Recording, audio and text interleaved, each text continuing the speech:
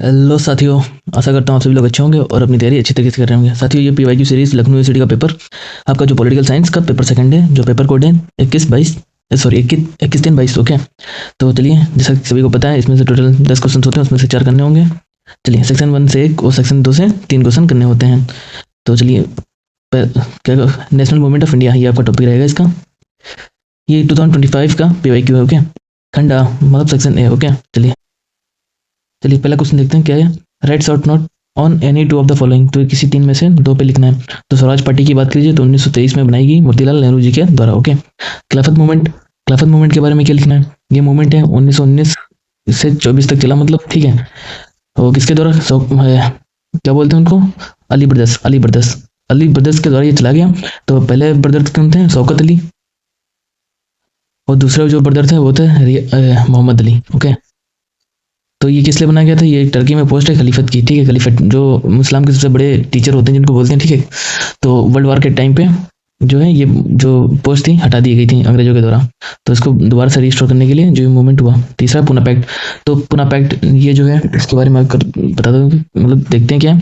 तो ये 1934 में, सॉरी 32 में 1932 में जो है ये एक एग्रीमेंट हुआ था किसके किसके बीच, गांधी और अम्बेडकर के बीच में, BR अम्बेडकर। तो वही सब है कि मतलब इशूज थे, सेपरेट इलेक्टोरेट बनाया जाए किसके लिए, दलित के लिए, या रिजर्व सीट्स, या अगर यही सब चीज़ें बनाई गई थी कि जो है दलित के लिए थोड़ा बहुत उनका जो है रिजर्वेशन मिलता रहे। दूसरा क्वेश्चन है right short note on any two of the following, तो इन्हें किसी 3 में से किसी 2 पर जो है शॉर्ट्स लिखना है। तो अगर हिंद स्वराज की बात की जाए तो हिंद स्वराज 1909। ओके, ये एक किताब है 1909 में लिखी गई, किसके द्वारा, गांधी जी के द्वारा।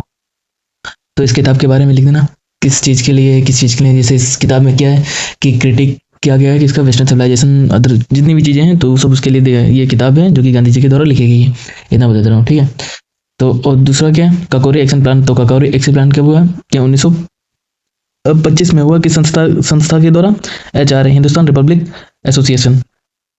ये किसके द्वारा एसोसिएशन जो है बनाया गया, ये राम प्रसाद बिस्मिल के द्वारा बनाया गया था। कब बनाया गया था, 1924 में बनाया गया था, और 25 में ककोरी कांड हुआ था। ककोरी एक्शन डे ये कहाँ हुआ, ये लखनऊ के पास में, थोड़ा 1930-22 किलोमीटर दूर है लखनऊ से। वहीं पे जो है ये हुआ था, ट्रेन लूटी गई थी।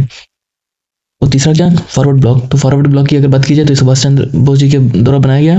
स्थापना इसकी करके कब हुआ, 1939, दैट इज 39 में बनाया गया सुभाष चंद्र बोस के द्वारा। कब बनाया गया था। ओके, तो इसके बारे में लिख देना आप जो भी है। चलिए तीसरे क्वेश्चन की तरफ चलते हैं। अब ये सेक्शन बी हमारे यहीं पे शुरू होता है, इसमें से कोई 3 क्वेश्चन हमें करने होंगे। तो तीसरा क्वेश्चन है discuss the significance of world war first के बारे में लिखना, and its role shaping Indian national sentiments. तो वर्ल्ड वार फर्स्ट के बारे में बताना और इससे क्या प्रभाव पड़ा है इंडियन पॉलिटिक्स या उसमें नेशनलिस्ट पे, तो वो चीज़ इसमें लिखनी है। तो वर्ल्ड वार इम्पैक्ट क्या पड़ा, इसमें लिख देना कि इकोनॉमिक हार्डशिप, इन्फ्लेमेशन जो है वो बढ़ गई, और फूड की शॉर्टेज भी बढ़ गई, कि मतलब खाने की कमी पड़ गई हिंदुस्तान में। ये सब लिख सकते हो आप लोग, ठीक है। और क्या, सोल्जर एक्सपोज किए गए अपने यहाँ से, वहाँ वर्ल्ड वार में भेजे गए थे, उठा के मतलब ले जाके, जो कुछ भी अंग्रेज जबरदस्ती ले गए, जैसे भी लगे, पर यहाँ से ले गए थे अपने इंडिया से। चलिए चौथा क्वेश्चन है what were the main programs and methods adopted by extremists in INC Indian National Congress and how did they differ from the moderates। तो जो एक्सट्रीमिस्ट थे वो मॉडरेट से कैसे अलग थे, ये सब बताना है। और मतलब क्या क्या उनके प्रोग्राम से क्या मेथड्स थे एक्सट्रीमिस्ट के जो लोगों ने अपनाए, तो वो चीज़ें सारी लिखनी है। अगर मॉडरेट्स की बात की जाए तो मॉडरेट्स में जो लीडर थे वो हमारे आ जाते थे दादा भाई नौरोजी, गोपाल कृष्ण गोखले, ये सारे जो इसमें जाते थे। मॉडरेट्स की मैं बात कर रहा हूँ, ठीक है। तो मॉडरेट्स में ये सारे लीडर्स हो जाते थे, और ये किस चीज़ में बिलीव करते थे, बातचीत में, वार्तालाप में, कि डायलॉग से और रिफॉर्म से जो है पिटीशन करो। जैसे कि अंग्रेज जो है कोई गलत नियम ले आए तो उसका वाद विवाद करो, कोर्ट में जाओ, तो इस चीज़ पे वो लोग ज़्यादा मतलब रहते थे, ठीक है। और अगर इसी इन रिस्पेक्ट ऑफ एक्सट्रीमिस्ट की बात की जाए, अगर एक्सट्रीमिस्ट की बात की जाए तो जो इनके लीडर थे तो तिलक थे, लाला लाजपत राय थे, बिपिन चंद्र पाल, ये तीनों लोग, जैसे लाल बाल पाल की अगर जैसे बोलते ना, तो वो तीनों लोग एक्सट्रीमिस्ट में अगर एग्जाम्पल आप लोग लिख दो, बहुत बड़ी बात। तो ये सीधा किस चीज़ पे ना, एक्सट्रीम थे, मतलब बाइकआउट करो, ये सब हटाओ, स्वदेशी अपनाओ, ये सारी चीज़ें ये लोग करते थे। ओके, सीधा एक्शन करो, ये चीज़ें में ज़्यादा बिलीव रखते थे। और अगर डिफरेंस की बात की जाए तो इन दोनों में, तो मॉडरेट्स बिलीव इन ग्रेजुअल की धीमे धीमे रिफॉर्म होगा और हो जाएगा। और एक्सट्रीमिस्ट्स का क्या कहना कि मतलब तुरंत हो ही कर ही देना, अभी बस खत्म निपटा दो, तो ये चीज़ हो जाती है एक्सट्रीमिस्ट्स और मॉडरेट्स में। तो ये सभी चीज़ें लिख देना, ठीक है। चलिए क्वेश्चन 5 की तरफ चलते हैं। क्वेश्चन 5 हमारा कह रहा है what is the significance of the revolutionary movements in shaping nationalist consciousness. इन चीज़ें में मतलब ये सब बताना है। What is the significance of the revolutionary movement in shaping the nationalist consciousness. तो क्या रिवोल्यूशनरी मूवमेंट का प्रभाव पड़ा, तो यही सब लिख देना। इसको थोड़ा मैं डिटेल नहीं कर सकता, थोड़ा इसके बारे में बता नहीं सकता। क्वेश्चन ऐसा है, आप लोग देख लेना क्या है। मतलब अगर बात की जाए तो मैं थोड़ा थोड़ा ब्रीफिंग कर ही देता हूँ। तो मोमेंट सेपिंग इन सीक्रेट सोसाइटीज, जैसे कि रेवोल्यूशन जब मोमेंट हुए, तो जब लोगों में थोड़ा सा मतलब भावना जागी कि हाँ यार नेशनलिस्ट हो जाए, और कॉन्शियसनेस उनके दिमाग में बैठा कि हाँ हमें एक इंडिपेंडेंस देश चाहिए, हमारा जो देश है उसको आज़ादी कीजिए। तो लोग ना अपने आप में जब जागरूकता लाने लगे, तो लोगों ने सोसाइटी बनाई, ये सब किया, मतलब अपना थोड़ा थोड़ा बलिदान या सहयोग करना शुरू कर दिया उन लोगों ने। तो जैसे अगर बात की जाए तो लाला लाजपत राय की, तो उन्होंने एक मतलब वो बनाई ना, एचआरए, हिंदुस्तान रिपब्लिक एसोसिएशन ऐसे बोल सकते हो, ठीक है। तो धीमे धीमे सब लोग जब जागरूक होते रहे, तो यही सब है कि बाइकआउट करना स्टार्ट किया है।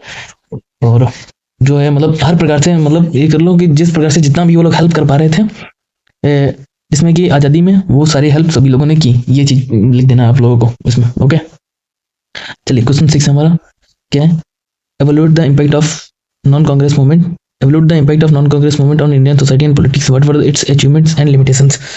तो इसमें क्या करना है, क्या बोल रहा है, what is the impact of non Congress movements on Indian society and politics. तो नॉन कॉपरेशन मूवमेंट का क्या सोसाइटी पर प्रभाव पड़ा और पॉलिटिक्स में, what were the it's achievements and limitations, क्या इसके मतलब क्या इसने हासिल किया और क्या इसकी कमियां रह गई। तो अगर अचीवमेंट की बात की जाए तो मास पार्टिसिपेशन था इसमें, बहुत ज़्यादा नॉन कॉपरेशन मूवमेंट में पूरे देश से सब लोग जो है पार्टिसिपेट किए, बाइकआउट किए हर चीज़ों का, मतलब जो भी अंग्रेजों का था, जैसे स्कूल थे, चर्च थे, ये सब जाना बंद कर दिए, कोर्ट्स में जाना बंद कर दिए, फॉरेन गुड्स उन लोगों ने यूज़ कर दिए, बंद कर दिए, जैसे कपड़े होते हैं जो बाहर से इम्पोर्ट होकर आता था, यहाँ पे बेचते थे वो लोग, तो वो सब लेना बंद कर दिए। यही सब चीज़ें रहीं और कुछ नहीं। लिमिटेशंस क्या रही, जैसे कि इंडिया एकदम से इन्होंने मतलब जो है इसको बंद कर दिया, ठीक है, चोरी चोरा कांड के बाद ये सब बंद हो गया, तो ये सभी चीज़ें हो जाती हैं। चलिए क्वेश्चन नंबर 7 की तरफ चलते हैं हम लोग। क्वेश्चन नंबर 7 है, analysis the role of women in different section of Indian society and civil disobedience movements.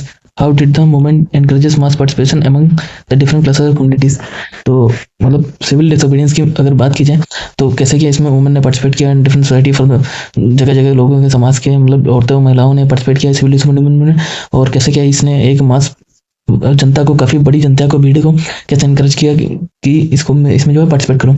तो सिविल डिसोबीडियंस मूवमेंट की अगर बात की जाए तो 1930 से लेकर 1934 तक चला, ठीक है। इसमें वुमेन ने भी पार्टिसिपेट किया, ठीक है। ये जो बोलते हैं ना कि साल्ट मार्च टारगेट था मास प्रोटेक्शन, ठीक है। साल्ट मार्च से बोल सकते हो कि सिविल डिसोबीडियंस का लगाव रहा। और अगर वुमेन की बात की जाए तो सरोजिनी नायडू, कमला देवी चट्टोपाध्याय, ठीक है, और कई सारी महिलाओं, ये लिख देना एग्जाम्पल में, ठीक है, ये दोनों एग्जाम्पल में लिख देना तो काफ़ी अच्छा रहेगा।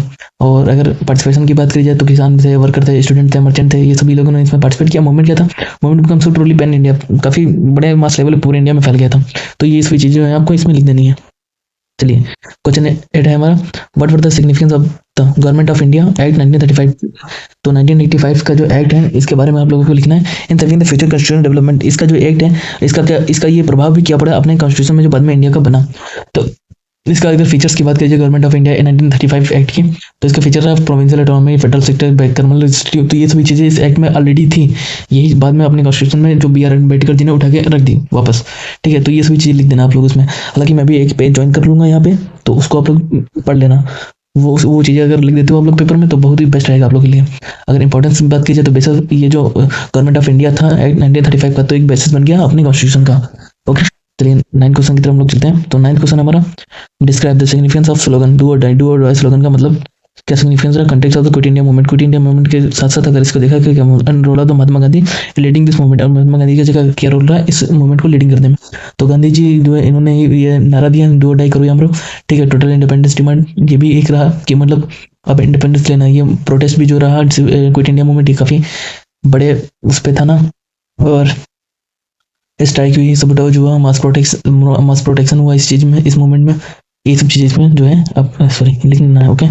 चलिए हमारा लास्ट क्वेश्चन है, तो क्या है, examine the impact of Lord Mountbatten plan and the role of examine the impact of Lord Mountbatten plan. अर्थात माउंटबेटन का जो प्लान था, जिसे उस पर क्या इम्पैक्ट, उसका क्या इम्पैक्ट हुआ इंडिया पे, और the role of the Mountbatten in the partition of India. And Mountbatten का क्या रोल रहा इंडिया का पार्टिसिपेट करने में, डिवाइड करने में, पार्टीशन करने में।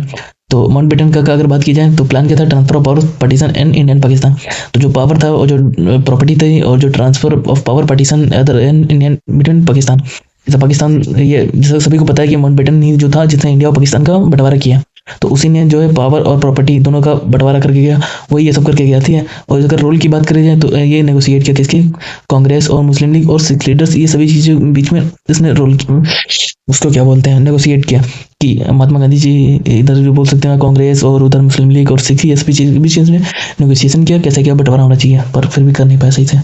अगर इम्पैक्ट की बात की जाए, क्या इम्पैक्ट पड़ा, ठीक है, जैसे इम्पैक्ट ये बोला ना, तो इम्पैक्ट क्या पड़ा, तो इम्पैक्ट भाई बहुत बड़ा मास लेवल पर प्रोटेक्शन हुआ, ठीक है, और सबकी चीज़ें हुई, जो रिफ्यूजी हुई, क्राइसिस हुई बहुत सारी, तो ये सभी चीज़ें रही। और अगर सेकंड, और अगर बात करें कि क्या कंक्लूजन निकला, तो कंक्लूजन क्या निकला, इंडिया और पाकिस्तान, यही दो कंक्लूजन निकले। खैर यहीं पे सारा लेक्चर खत्म होता है, मिलते हैं नेक्स्ट वीडियो में, टाटा बाय बाय, और अच्छे से तैयारी करते रहिए।